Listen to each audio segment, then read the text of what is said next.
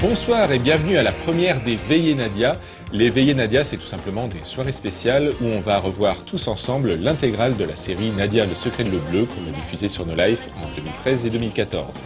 Ces veillées, il va y en avoir 4. Ce soir, c'est la première. La seconde sera demain à 20h. La suivante sera le samedi de la semaine prochaine à 22h. Et la dernière, le samedi de la semaine d'après à 22h également.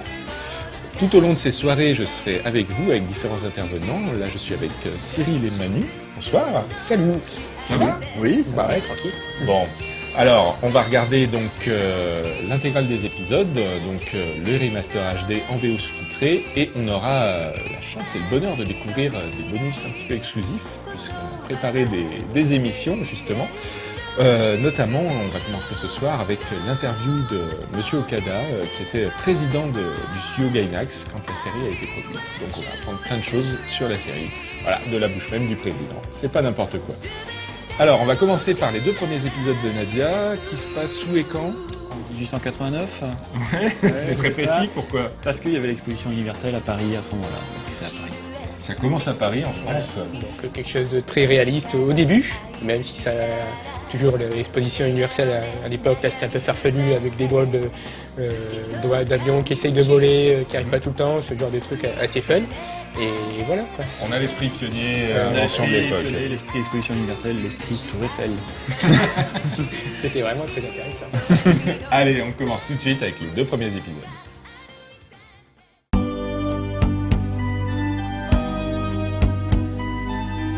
Voilà, c'était les 2 premiers épisodes. Ici, nous sommes rejoints par Alex et Julien. Hello, bonsoir. Et alors, Manu, ces 2 premiers épisodes, ça commence sur les chapeaux de roue. Ça commence pas mal, ouais. C'est déjà on voit évidemment Jean, les 3 zigotos, Nadia, la jeune fille mystérieuse. Sa pierre bleue, non moins mystérieuse. Voilà, et c'est les premiers thèmes musicaux qui sont notés, donc qui sont composés par Sagi Sushiro, futur compositeur d'Evangelion. Donc pour ceux qui ont l'oreille, ils reconnaîtront. Et en particulier Blue Water à la guitare électrique dans l'épisode 1 qui est absolument Qui donne des frissons. Ouais. Tout à fait. Et alors là, on va commencer à regarder les inédits un petit peu de cette soirée. On va commencer avec la première partie d'une interview de Monsieur Okada, président de Gainax à l'époque. C'est une interview qu'on a fait en décembre, Alex ? Une longue interview, tout à fait, qu'on a fait en décembre 2013, qui sera répartie pendant toutes ces soirées. Donc on va avoir une première partie maintenant. C'est Monsieur Okada, tu peux peut-être nous en parler un peu, Manu, c'est quand même celui qu'on appelle l'otaking au Japon. Voilà, c'est l'otaking, donc ça a été pendant très longtemps la référence de l'otaku avec Anno Hideaki, le réalisateur de la série. Ils sont amis d'ailleurs. Ils sont amis, et d'ailleurs c'est un peu Okada qui a été le catalyseur de Gainax. Hein. C'est quand ils étaient tous sur Osaka. C'est Okada qui a fait les conventions qu'ils appelaient Daikon, les conventions d'Osaka, où ils projetaient tous des films amateurs, où Anno donc a formé sa petite bande, faisait des films amateurs, et qui plus tard a permis donc de créer, qui a été le noyau dur de Gainax. Alors bien sûr, on a demandé une interview de Anno, on nous avait dit il dira non. On a quand même essayé, il a dit non. Il faut savoir qu'il refuse absolument toute interview depuis un moment, donc voilà, c'était peine perdue, on a quand même essayé. Par contre, Okada a répondu oui. Alors, je crois qu'il y a un process pour obtenir une interview de Monsieur Okada, ouais, c'est assez spécial. C'est quelqu'un de très particulier, de très spécial, c'est sûr. Et pour demander une interview, il faut aller sur son forum perso et demander une interview publiquement aux yeux de tous ses participants, ses fans. Hein, et lui juge si l'interview est valable ou pas, et il répond sur le forum OK ou pas. Et là, il a dit oui sur le forum. Une fois qu'il a dit oui, on est passé après par son assistant pour les détails. Voilà comment ça s'est passé. Arrive le moment du tournage. Donc, comme ça fait quand même longtemps que je fais des interviews pour No Life et puis précédemment pour Game One et même à l'époque pour Animeland, j'ai quand même un peu l'habitude. Et j'ai retrouvé là la sensation du débutant, l'angoisse de faire mal, le stress de rencontrer quelqu'un qu'on admire et on n'a pas envie de lui déplaire parce qu'on l'admire tellement. On a envie que ça se passe bien. Voilà. Donc j'étais un peu stressé, même très stressé avant que ça se passe. Et ça ça s'est extrêmement bien passé. Déjà pour nous mettre à l'aise quand on est rentré, il avait mis sur l'écran géant, il avait mis des épisodes de France 5. C'était comme un coup de coude, genre hey, on est potes, on est tous des otaku. Enfin, ça faisait super plaisir, donc directement j'étais à l'aise. Pour ceux qui ne savent pas, on a fait France 5 en hommage à un film Mais oui, tu peux l'expliquer, qu'ont fait justement Okada et Anno et leur petit groupe à l'époque. France 5, c'est la réponse française à Ikoku Sentai et Nippon, leur film de Sentai amateur. Voilà, et là, voilà, la boucle était un petit peu bouclée. Ah, c'était trop bien. Ça nous fait quand même quelque chose de voir ça. C'était fabuleux. Et après l'interview, c'est hyper bien passé. C'est quelqu'un qui parle beaucoup et sans langue de bois. Et au Japon, c'est plutôt rare parce que les gens veulent pas, quand ils sont en interview, les Japonais souvent veulent pas embarrasser les autres, en disant si je dis ça, machin va penser ça. Là, il parle vraiment, en tout cas, il donne l'impression d'être particulièrement ouvert, sincère et volubile. C'est peut-être aussi parce que c'est maintenant quelqu'un qui est un peu en dehors du système, Okada, Oui, qui est très particulier. Il s'est retiré hein. et même il a arrêté de dire non, je suis plus l'otaking, c'est un truc que je faisais il y a 10 ans dans ma folle jeunesse. Il a donné des cours d'otaku à Et il a, l'université. voilà, il a eu. Alors, c'est pas des cours pour devenir otaku, c'est des cours d'analyse du phénomène otaku. Hein. Il a beaucoup Pour écrit, bien que- il a beaucoup écrit sur le sujet, il a fait des tonnes de bouquins sur l'otaku, notamment plus ou moins provoque, en disant bah, les otakus sont tous morts, maintenant c'est plus des vrais otakus comme nous on était à l'époque. L'otacologie, finalement. Ouais. C'est ça, absolument l'otacologie. Néologisme. Et ben alors, mais qu'est-ce qu'on attend? Regardons tout de suite la première partie de cette interview.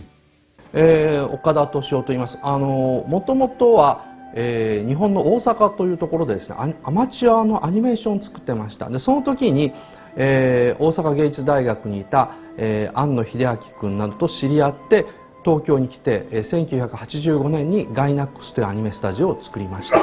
で、不思議の実のナディアはそのガイナックスで作った3本目の、アニメ作品になりますね。僕にとってはようやっと現場プロデューサーを離れて総合プロデューサーみたいな役職に就いたんですけども、とにかく一番揉めた作品ですね。作る時に本当に大物に揉めて苦労したので思い出深い作品です。不思議の海のナディアは話長くなってもいいんですか？いいですか？はい。不思議の海のナディアはですね、東宝というですね、ゴジラなどを作っている、映画会社のテレビ部門から持ち込まれました。で、持ち込まれた僕が見たのはですね、もう企画書が完全にできている段階で、その時のタイトルは海底世界一周で、原案は宮崎駿さんでした。で、僕らはですね、宮崎駿さんのアニメなんだから宮崎駿さんが作ればいいじゃないかっていうふうに思ってたんですけども、よく見たらですね、企画書がもう10年ぐらい前のもので、当時カリオストの城をですね、東宝の系列劇場の系列で公開してですね、全くヒットしなかった宮崎駿さんがおそらくいくつも出した企画書の一つだと思いました。詳しい日付とかも僕らが見た資料では消されたので分かんないんですね。で、見たら基本的な設定がもうできてるんですね。例えば何でしょうね、19世紀の後半の機械文明が、一番盛んだった時代で、資本主義がそんなに大きく広がってなかった時代でも貧富の差が広がりつつあった。で、世界はその列強と植民地に2つに分かれつつあった。その中で、女の子と少年が冒険を繰り広げる海洋ロマンというふうなことになってたんですけども、なんていうか宮崎さんの企画書自体はその当時ちょうど映画のですね制作をやってた天空の城ラピュタとほとんど同じだったんですね。だから宮崎さんが後に企画書もう使わないんだったらラピュタで使っちゃおうと思って、使用したのがもう僕らにも分かっちゃったんですよ。っていうのはメインストーリーのその女の子が持っている飛行石みたいなもの、ブルーウォーターと呼ばれているものを泥棒が追いかける。で、その泥棒がおばあさんと何人かの息子たちっていうのが完全にその天空の城ラピュタと同じだったんですよ。で、僕らの悪戦苦闘はこれをちょっとこれやりたくないんですけどって言ってもですね、東宝にしたらこれは NHK から来た企画だからもう動かせないと。で、宮崎駿の企画と全く同じというわけでもないだろうと、よく見てくれと。宮崎駿が書いた企画に NHK の一番偉いプロデューサーさんがいろいろ書き加えてると。だから違うものになってると言ったんですよ。ところが僕らから見ると書き加えた部分が一番つまんないんですよ。で、まだ宮崎駿の原案そのままだったら使えるのに余計なこと書き加えてこれが全部使えないと。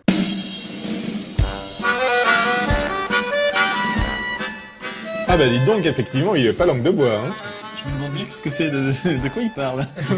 Les ajouts des trucs. Non, pas trop moches, là. convaincu, on va bien voir On va peut-être plus découvrir. tard. D'accord. Mais en tout cas, effectivement, une héroïne avec une pierre bleue, n'importe qui a tout de suite fait un rapprochement avec le château dans le ciel, avec la puta. Eh ben, c'était pas un hasard, ça voilà. Moi, c'est une surprise, mais en tout cas, les choses sont claires. Et l'influence de Miyazaki dans Nadia,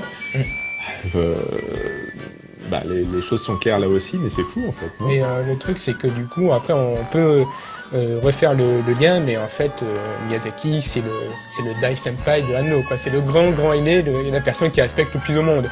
Et c'est marrant de voir tout son vrai. parcours.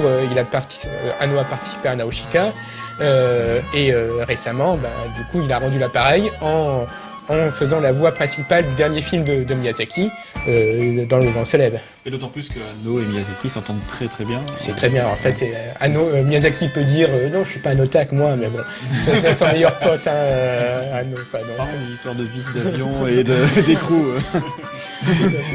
Bon, écoutez, voilà, c'était la première partie de l'interview de Monsieur Okada. On va y revenir tout à l'heure, mais tout de suite, on continue sur la série avec les épisodes 3 et 4.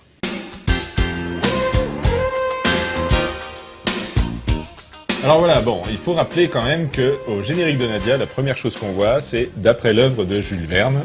Effectivement, c'est pas une retranscription, bien sûr, de livre, mais il y a une grosse partie de 20 milieux sous les mers, pas que. Il y a des mystérieuses, il y a plein de L'enfant du choses, Capitaine Grant les et enfants du d'autres. Capitaine Grant. Et on est là avec ce cuirassé, ce monstre marin. On est là complètement dans du Jules Verne, hein, mon Julien. Cet épisode-là, c'est vraiment un passage de 20 milieux sous les mers qui est revisité, réinterprété, mais qu'on reconnaît quand même très nettement par rapport au roman d'origine. C'est une des particularités de la série, c'est que souvent les séries japonaises quand même ont une œuvre originale vraiment très déterminée, tandis que pour Nadia, c'est à peu près 20 milieux sous les mers, mais il n'y a pas une œuvre originale en tant que telle, quoi. En général, quand on prend du Jules Verne, on est bien parti, hein, déjà de base. D'ailleurs, même le film 20 milieux sous les mers de Disney, qui est très connu avec Kirk Douglas, n'a qu'un vague rapport avec le livre. Déjà, c'était beaucoup de réinterprétations. Donc il faut lire le livre. Lisez des livres. Il a très bien vieilli d'ailleurs. C'est l'inventeur français de la science-fiction, Jules Verne. Voilà. Petite anecdote technique sur l'épisode 3, c'est Masayuki qui est au storyboard, c'est un des gros collaborateurs de Anno, un des co-réalisateurs d'Evangelion ou autre, donc même si on ne reconnaît pas encore tout à fait son style là, on voit déjà que Anno s'entoure de son équipe et de ses collaborateurs les plus proches. Fondateur. Carrément. Super. Et bien maintenant, on va regarder la deuxième partie de l'interview de Monsieur Okada. C'est parti. ただ全部使えないって言っても一番偉い人が決めたことだから使わなきゃいけないんです。でその一番使えないなと思った部分が、主人公の女の子が黒人の女の子で人種差別に苦しんでいるってところだったんですね。でここはもうどうしてもやってくれというふうに言われたんで、逆手にとってじゃあこれをどうやったら面白くできるのかということで、貞本義行のキャラクターでこの黒人の女の子がすごく魅力的で、主人公の男の子が彼女に一目惚れしちゃうという設定にしたんですね。だから原案では友情、なんせなんだろうな、9ヶ月も続くシリーズですから、実は恋愛をメインプロットにしたらですね、1年のシリーズって持たないんですよ。途中でくっつくくっつかないような話になっちゃうから持たないので、大体そのテレビシリーズで半年とか1年ぐらいの長尺を子供向けにやるときって恋愛要素をあえて外すんですね。で僕らはですね、それを見て、これはじゃあもうあえて恋愛要素を思い切り引き戻して入れて、で、ジャンっていうその主人公がナディアっていう黒人の女の子に持つ恋愛感情っていうのを大きく入れようと。で次にそのなんだろう、宮崎駿版でも NHK のプロデューサー版でもナディアの性格がすごくいい子だったのが、アニメの歴史でかつてないほど嫌な女にしようっていうふうに考えたんですね。でこの嫌な女っていうのが出てきた時に僕らは果たしてアニメの中でその嫌なキャラが出てきた時にこいつ嫌なキャラだなって言うんだけども、現実に目の前に超可愛くて嫌な性格が出てきた時に僕らは実はどんな態度をとってしまうのかっていうのをジャンに正しくトレースさせようっていうふうに思って、そこからナディアのこの変更が始まりました。だからそれまでそのアニメーションで描かれるヒロインの女の子の性格がいい子すぎたんですね。例えばその1970年代までのロボットアニメの中に出てくる女の子たちっていうのは主役のヒーローの男の子の邪魔をしないように、いわゆる古典的な昔から言われている日本人の女の子のしとやかでおとなしくて主人公をサポートするという役割に徹するのがすごく多かったんです。それを機動戦士ガンダムっていう富野由樹さんのアニメが完全に壊して、女の子も戦いに出るし主体的に行動するし、なんだろうな、嫌味だって言うし、自分を持ってる女の子というのを書いたんですね。で僕らはそれの影響を受けてなんか自分たちのアニメ作り出したんで、じゃあもっと前へ踏み込みたいと思ったんです。でナディアの2つ前に作った「オネアミスの翼王立宇宙軍」という劇場映画で、そのヒロインのキャラクターっていうのを、リアルな女の子でありながら新興宗教にのめり込んでいてちょっととっつきにくいっていうやったんですね。でこれで僕らやりすぎたっていうのが分かったんですね。何かを描く時って新しいことって1個しかやっちゃダメなんですよ。例えば女の子を描く時は本当に普通のリアルな女の子を描くのはありなんです。次に新興宗教にのめり込んでる変な女の子、これを描くのもありなんですけど、両方やっちゃいけないんですよね。新興宗教にのめり込みながらリアルなキャラクターっていうのをやったからものすごい大混乱を起こしたんですよ。でスタッフの間でもそのリークニっていうおねやしの翼のキャラクターが最後までわからないと苦情連発だったので、ナディアの時にはもう思い切って単純にして、とりあえず19世紀末のフランスなんだけどそうじゃなくて現代の女の子にしたんですね。で現代の女の子というのはアニメの女の子に比べて便利じゃないんですね。わがままも言うし勝手だし言ってることも矛盾してるんだけど気持ちはよくわかると。それは庵野秀明君がよく当時読んでた日本のアニメーション少女漫画ですね。少女漫画の影響がすごく強いんですよ。で当時庵野君がその、海のてっぺんっていうですね、漫画を読めとスタッフによく言ったんですね。海のてっぺんっていうのは生見明っていう人が書いた生見彩香っていう人が書いた漫画少女漫画なんですけども、サンシャインっていうですね日本で当時一番高い高層ビルがあってその最上階に水族館があるんですね。でその日本で一番高いビルの上にある水族館の話だから海のてっぺんなんですけど、そこの少女漫画なんですよ。で僕らはそれを庵野君から言われて読んだんですけど何が何かよう分からんですよ。ただ主人公のキャラが嫌なやつっていうのがよく分かった。嫌なやつっていうこともないんですけども分かったので、分かった、じゃあナディアはもう庵野君が言う通り矛盾とか欺瞞があってもいいんだけどもそれを惜しげもなく視聴者にさらすようなキャラクターにしようと。だからもっと矛盾とかいろんなものがあっても自分の中で整理した状態で主人公っていうのはヒロインっていうのは口走るんですけど、そうじゃなくてもっと生の感情で話をするキャラクターにしようっていうふうに決めました。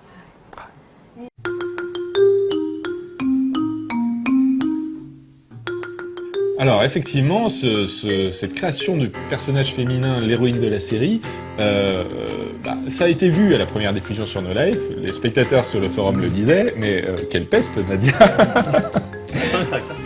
Elle n'a pas un caractère facile. Et c'est vrai qu'ils ont réussi en même temps à ne pas la rendre complètement antagoniste, elle a son point de vue, elle peut parfois rendre un peu fou son entourage, mais c'est pas évident et c'est pas quelque chose qu'on retrouve tout le temps en fiction. Ça a été un gros pari. C'est un personnage qui évolue aussi au cours de la série. Entre le début et la fin, il y a une vraie différence. C'est pourquoi ça explique sans doute pourquoi le personnage a connu un tel succès et a été propulsé pendant des lustres au classement des personnages favoris d'animé avant de se faire détrôner par Lei Ayanami des années plus tard. Après, il faut dire que le chara design il fait quelque chose aussi. Voilà, Sadamoto Yoshiyuki. Voilà. On reconnaît sa patte aisément. Et en tout cas, le fait d'avoir une héroïne qui ne mange pas de viande comme ça, et ce qui lui pose tout un tas de problèmes pour vivre au jour le jour, ça non plus, on n'a pas retrouvé forcément dans la fiction, encore même aujourd'hui, c'est pas commun. Tout à fait. Écoutez, on va regarder la suite de la série tout de suite. Voilà, les épisodes 5 et 6. 「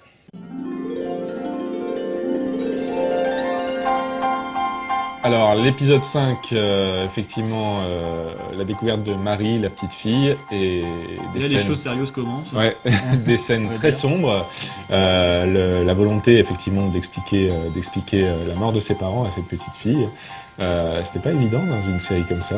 En tout cas, ça a marqué, bien sûr, tous les gens qui ont vu la C'est série. un peu dans ce genre d'épisode qu'on bascule de la série un peu, Oui, une folk un peu standard à une série sérieuse. Et là, on voit que là, le fond, il arrive sérieusement et que bon.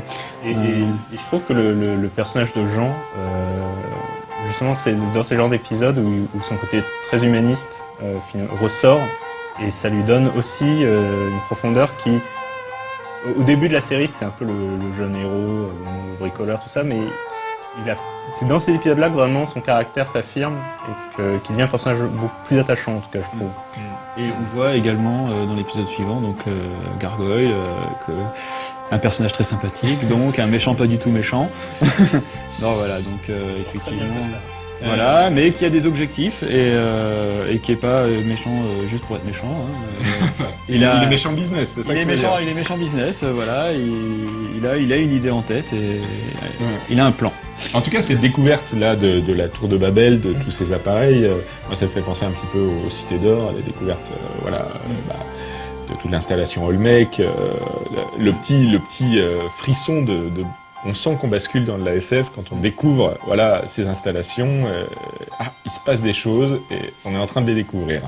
Et d'ailleurs, le look des troupes de Gargoyle rappelle un peu Giant Robot, enfin les méchants, les sbires dans Giant Robot. J'imagine que c'est voulu venant de la Gainax. Il y a des chances.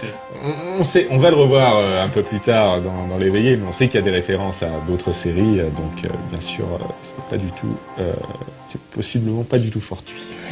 Allez, on va enchaîner maintenant avec la partie suivante de l'interview de Monsieur Okada. 日本のですねアニメーションというのはフランスで同じかどうかわかんないんですけども下請け構造というのでできているとつまり大元の企画を決めるところからですね実際に本当にアニメを作る現場まで何段階も段階があるんですね。だから軍隊でいうと将軍みたいな作戦をしたりですね立案したり戦争することを決める人から現場で戦う兵士までの間に階級があってその間は大体お互いに理解できないようにですね僕らもですね一番上の NHK さんの考えていることもようわからんのですね。で、NHK がですね NHK エンタープライズに発注する NHK エンタープライズが総合ビジョンに発注する総合ビジョンが東宝に発注する東宝がグループタックに発注するグループタックがガイナックスに発注するという順番で僕らのところにまでこの企画が降りてきました。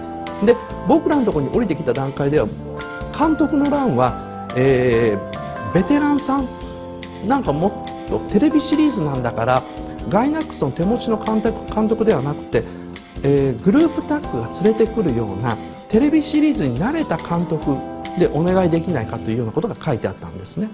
ただそのグループタッグにしても自社でアニメーション作るのもう手一杯その当時日本昔話とかですねまだタッチの続編とかをずっとやった頃ですからスタッフ的にはもうそんなことできないでも NHK の仕事は手放したくないでガイナックスさんなんかいいスタッフありますかということでその当時ナディアのプロデューサーだった僕の共同経営者の井上弘明さんという人がですね貞本義行を強く推したんですで、最初3ヶ月ぐらいは貞本義行監督体制で進んでたんですけどもさっき話したその NHK のプロデューサーとしてはこういうふうにしたいっていうのと貞本君のやりたいことがとことんぶつかったんですね。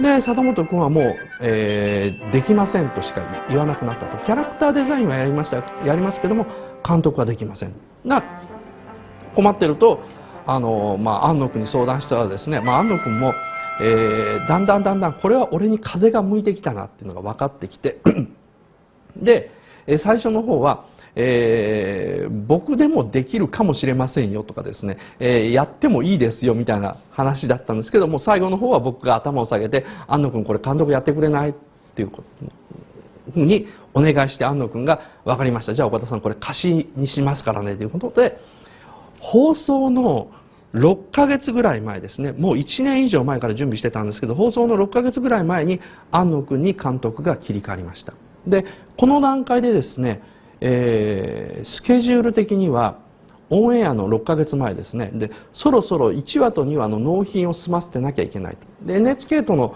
約束ではですね、オンエアスタート時には13話まで納品済みで、放送より3ヶ月先行して以降、納品が終わっていて、放送っていうのは、3ヶ月後ぐらいになるというペースだったんですけども、監督が交代して世界観の組み替えを全てやり直して、で、その問題であったなんだろうな、おばあちゃんと息子たちっていうのを、わがままな女ボスと、あと2人の、部下、男性の部下という形に切り替えるのにやっぱ2ヶ月ぐらいかかるんですね。でストーリーも全て39話分見直して作り直す作業をやり、キャラクターデザインをやり、でその度ごとに NHK とこれは私たちが出した企画書と違う、どういうことか説明しろ、で僕らの方がいやこれでないと無理ですでおっしゃってるのは分かるんですけど、でもこの要素を入れてほしい。じゃあ9話に空きがありますから入れます、4話に空きがありますから15分入れます、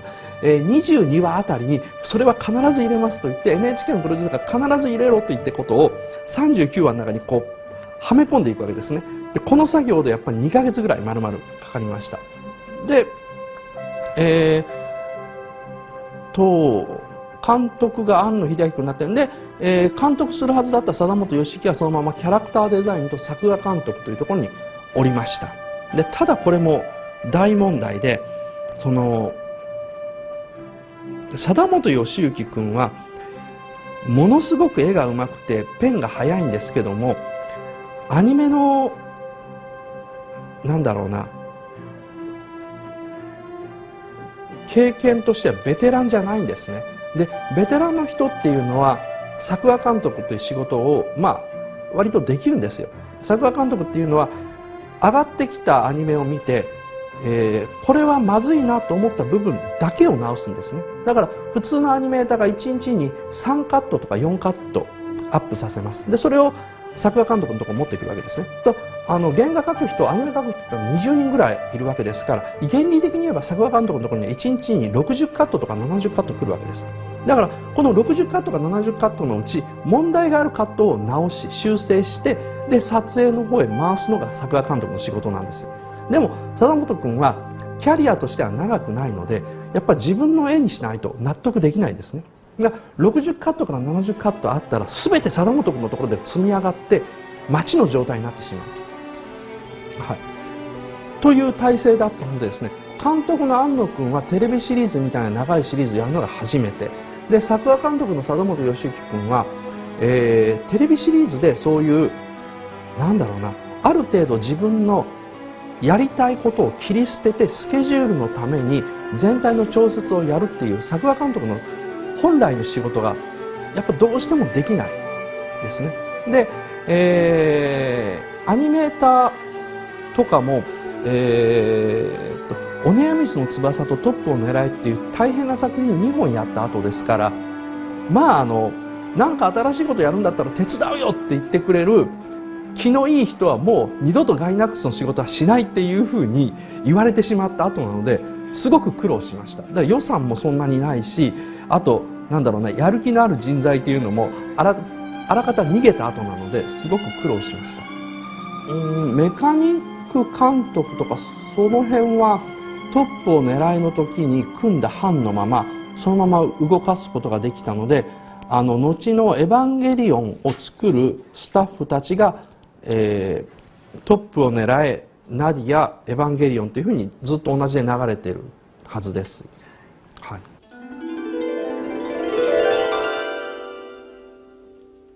Ah bah dis donc, sacrée aventure de lancer la série, là, de tout refaire en quelques mois. Au final, sacré défi qu'ils ont bien relevé. Et puis première grande série pour Gainax, puisqu'ils avaient fait Oneamise no Tsubasa. Et ils avaient fait Gunbuster. Enfin, Top Onelae. Ouais, je sais pas si Otaku no Video c'était sorti ou pas à ce moment-là. Je suis pas ça a certain. été 2 OAV, c'était différent. Mais en tout cas, voilà, c'est premier très très gros projet. Mais ce qui est marrant au générique de Nadia, c'est qu'on voit que Gainax, il arrive tout à la fin du générique de fin, quoi. C'est quasiment pas crédité.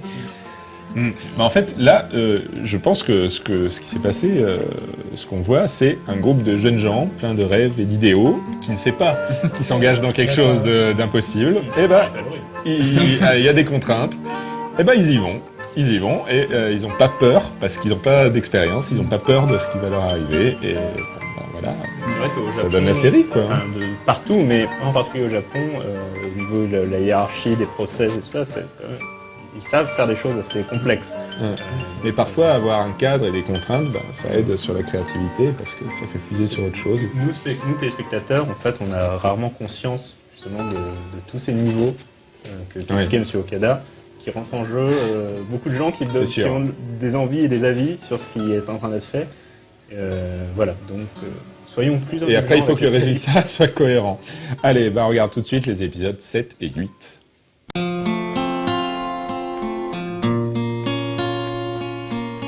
Voilà, alors Cyril, tout à l'heure tu disais, il y a des moments où on sent qu'une série devient sérieuse. Là, c'est encore une fois le cas, même si c'est pas le même registre du tout, bien sûr, mais là, au niveau, fight, combat, action.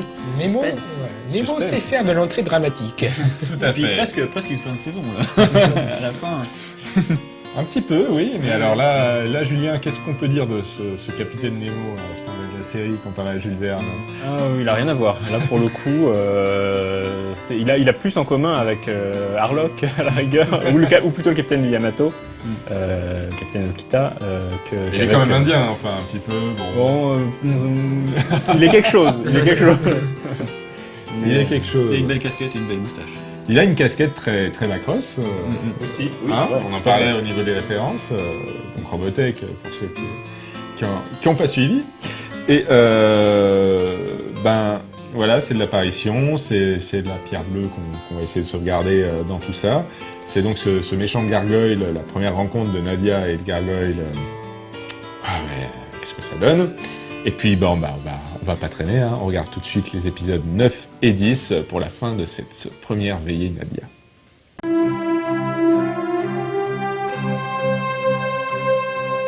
Alors dis donc Cyril, tu disais effectivement ça fait un petit peu fin de saison, là on a un changement, changement d'ambiance. Voilà, avec de la comédie.